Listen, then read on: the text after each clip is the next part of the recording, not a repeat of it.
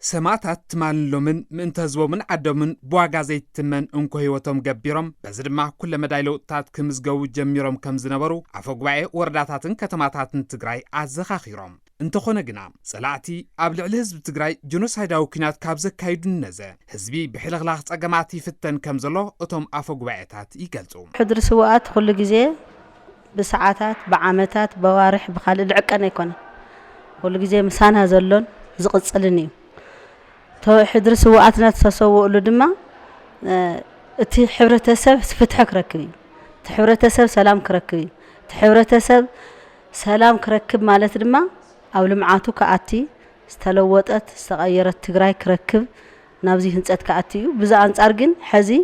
ትግራይ ንልውጥ ኣለና ትግራይ ዳብ ዝለዓለ ብርኪ የምጽለና ተይኾነስ ብሰንኪ ጸላእቲ ትግራይ ኣብ ዝተዳቀቀትሉ ትግራይ ኣብ ዝተኸፍአ ኩነታት ዘላትሉ ሕድር ሰማዕታትና ንምምላስ ኣብ ዝግበር ቃልሲ ተሓደ ሰጢሙ ትቃለስተሎ ተሓደ ፈረኸረ ካብ ዝለሉ ሰዓት ኢና ዘለና ሕዝለቶ ትግራይ እንታይ እንተልና ህዝቢ ትግራይ ኣብቲ እንዳ ዝሞተሉ ህዝቢ ትግራይ ዝሳቀየሉ ህዝቢ ትግራይ በጀት ዝዕጽወሉ ህዝቢ ትግራይ ኣብ ብዙሕ ጸገማት ዘለዎ ብድምሩ ተማሃራይውን ረጊእ ዘይመሃረሉ ሕብረተሰቡን ረጊእ ዘይሰርሐሉ ብዙሕ ጸገማት ዝተሳቀየ ክልል ይኾይን ዘሎ ማለት ከም ትግራይ ሓደ ሰብ ህይወቱ ክኸፍል ተኾይኑ ትርጉም ህይወ ኢሉ ማተሎ መንተ ህዝበይ መንተ ዓደይ መንተ ህፃውንቲ መንተ ሽማግለታት ኢሉ መስዋዕት ልኸፍል ሎ ስለዚ በዚ መሰረት ሕድር ጀጋኒና ብክርስ ሓሳብ ለይኾነስ ብጭርሖ ለይኾነስ ብተግባር ጸሞም ለሓድሩ ደቂ ተጋደልትና ነውና ጠዋር ለይብሎም ጸሞም ለሓድሩ ሽማግለታት እንተውና አመንከራ ኣብ ኮርፋሕ ነብራ ስድራ ስዋዕትና ነው ኣነስ ተጋደልትና ነው ኣስኡነን ለህዝቢ ትግራይ ክሕሉ ፈቀደ በረኻ خرتت ላወሉ ኣብ ገዛ ጥሜት ነው ጸገም ነው ሽግር ነው ከም ህዝቡን ክንተሓላለይ ይልግባ በይዛ ህዝቦም ዝሓለፉ ጀጋን ስዋዓት ዝሓደው ሕድሪ ብዝግባእ ንኽፍጸም ድማ ኣፈላላያት ንጎን ብምግዳፍ ብሓድነት ክንሰርሕ ይግባእ ድማ ኢሎም እቶም አፈጉባኤታት ስዋዓትና ዝሃውና ሓደራ ህዝቢ ትግራይ ከይብተን ህዝቢ ትግራይ ፍትሕ ክረክብ ህዝቢ ትግራይ ዝተበተነ ተጠርኒፉ ናብ ዓዱና መረበቱ ድካኦ ሓልዩ ክነብር እዩ ስለዚ ዞም ሰማዕታት እዚኦም ድማ ብዝመፀ ወርሒ ዓመት ተኸቲልናት ይኾነ ክነኽብሮም ኩሉ ግዜ ኣብ ንሰርሖ ስራሕ ንዕኦም እናዘከርና ቃሎም እናተግበርና ክንኸደሉ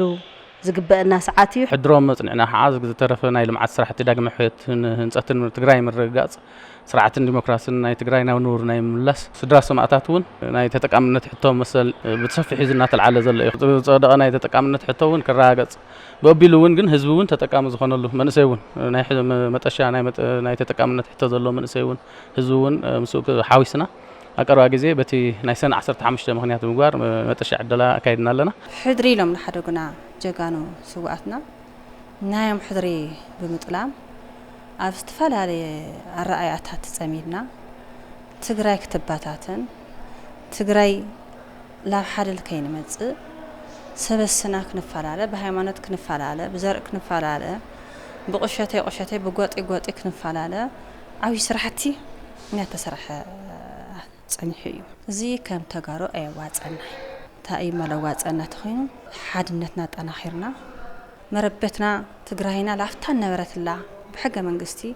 تتمليس أيو سماعتات زغدفلهم حدري كل شاب بمذكر عبيت طلبات تግራይ ምላሽ ንክረኽቡ መስዘሎም ሓወር ብምዃን በቆራጽነት ከም ዝቃለሱ አፈጉባኤ ወረዳታትን ከተማታትን ትግራይ አረጋጊጾም